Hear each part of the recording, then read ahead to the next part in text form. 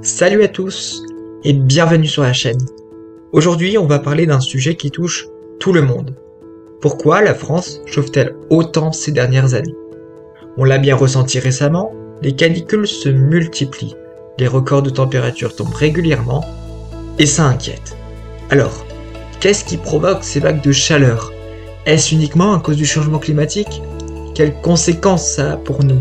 Je vous explique tout simplement dans cette vidéo. C'est parti! Commençons par définir ce qu'est une canicule. C'est une période de plusieurs jours consécutifs avec des températures très élevées, souvent au-dessus de 30 degrés le jour, et qui ne redescendent pas vraiment la nuit. En France, Météo France fixe un seuil différent selon les régions, mais généralement quand la température dépasse ces seuils pendant au moins 3 jours, on parle de canicule. Les canicules peuvent être dangereuses, notamment pour les personnes âgées, les enfants ou celles qui ont des problèmes de santé. Elles augmentent aussi la consommation d'eau et d'électricité et perturbent notre quotidien. Maintenant, pourquoi ces canicules sont-elles de plus en plus fréquentes et intenses? La réponse principale, c'est le changement climatique global. Depuis environ un siècle, la planète se réchauffe. La température moyenne à la surface de la Terre augmente et cette hausse rend les vagues de chaleur plus fréquentes et plus fortes. Pourquoi? Parce que nos activités humaines, comme l'industrie, les transports et l'agriculture, émettent des gaz à effet de serre.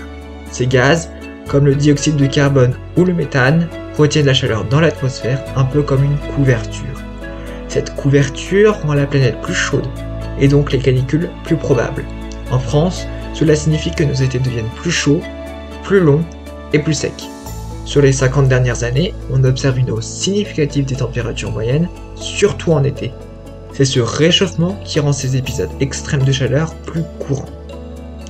Mais pourquoi la chaleur s'accumule-t-elle autant en France? Plusieurs facteurs locaux jouent un rôle. D'abord, il y a l'effet urbain, aussi appelé îlot de chaleur urbain. Dans les grandes villes, le béton, l'asphalte, les routes et les bâtiments emmagasinent la chaleur et la restituent la nuit. Cela empêche l'air de se refroidir, ce qui rend la température plus élevée qu'à la campagne. Par exemple, Paris peut être plusieurs degrés plus chaud que ses environs pendant une canicule.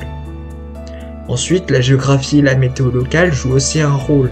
En été, des masses d'air chaud remontent souvent du sud, notamment du Sahara.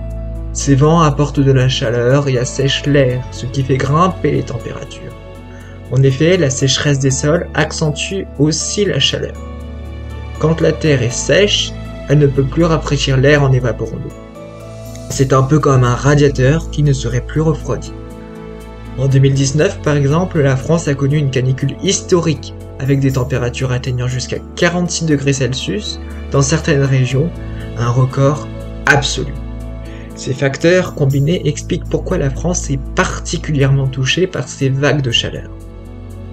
Alors, quels sont les effets de ces canicules sur notre pays? D'abord, la santé publique. Les vagues de chaleur augmentent la mortalité, surtout chez les personnes âgées, les jeunes enfants et les malades chroniques. Elles provoquent aussi des coups de chaleur qui peuvent être graves. Ensuite, l'agriculture souffre énormément. Le manque d'eau et la sécheresse ralentissent la croissance des plantes, réduisent les récoltes et mettent en difficulté les agriculteurs. Cela peut aussi faire monter les prix des aliments. Côté environnement, les risques d'incendie augmentent. Les forêts sèches et les hautes températures favorisent les feux qui détruisent des hectares de végétation, menacent les populations et polluent l'air. Enfin, il y a un impact économique important. La canicule provoque de pertes agricoles, augmente la consommation d'électricité pour la climatisation et réduit la productivité au travail. En résumé, c'est un défi majeur pour la société. Et face à cette situation, que peut-on faire? D'abord, à titre individuel, il faut s'adapter. Boire beaucoup d'eau, éviter les efforts physiques pendant les heures les plus chaudes, rester à l'ombre et surtout protéger les plus fragiles. Mais l'adaptation ne suffit pas.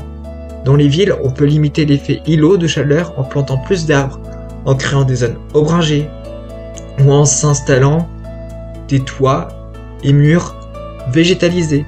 Cela aide à rafraîchir l'air et à rendre les villes plus agréables.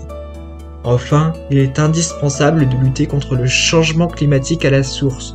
Cela signifie réduire nos émissions de gaz à effet de serre en utilisant plus d'énergie renouvelable, en changeant nos modes de transport, de consommation et d'agriculture. Les politiques publiques ont aussi un rôle à jouer, avec des plans canicule, des investissements dans les infrastructures durables et des campagnes de sensibilisation. Pour conclure, la France chauffe, parce que la planète se réchauffe, et parce que nos villes et notre géographie accentuent ce phénomène. Les canicules deviennent plus fréquentes, plus longues et plus dangereuses. C'est un défi qui concerne tout le monde et qui demande à la fois adaptation et action collective. Si cette vidéo vous a plu et vous a aidé à comprendre, pensez à liker, à partager la vidéo et à vous abonner à la chaîne. Dites-moi en commentaire comment vous vivez les canicules et ce que vous faites pour vous protéger. Merci d'avoir regardé et à très bientôt pour une nouvelle vidéo.